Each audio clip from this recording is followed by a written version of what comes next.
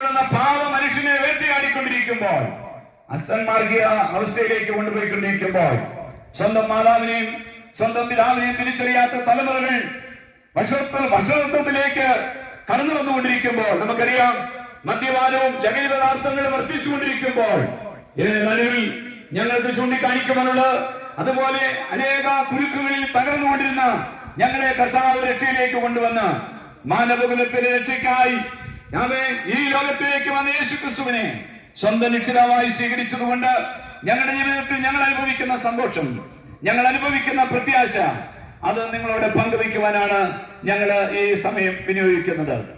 ഈ പ്രസംഗിക്കുന്ന ഞാൻ എന്റെ ജീവിതത്തിൽ ഇങ്ങനെ നിൽക്കുമെന്ന് ചിന്തിച്ചതല്ല. ഇന്നേക്ക് 40 വർഷങ്ങൾക്ക് മുൻപ് തികഞ്ഞ ഒരു മദ്യപാനിയുടെ മകനായി ജനിച്ചു വളർത്തപ്പെട്ട ഒരു അനുഭവമാണ് എന്റെ ജീവിതത്തിലുള്ളത്.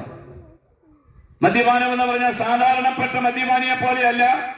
8 ഏക്കർ 9 ഏക്കർ വസ്തുവുള്ള എന്റെ പിതാവ് ഓരോ ഏക്കർ അര ഏക്കർ വീതം വിറ്റ് മുഴുവനും മദ്യശാലയ്ക്കും മദ്യത്തിനും വേണ്ടി കൊടുത്ത് അവസാനം ഒരു വാടക കെട്ടിടത്തിനകത്ത് അന്ന് താമസിക്കുവാനിടയായി.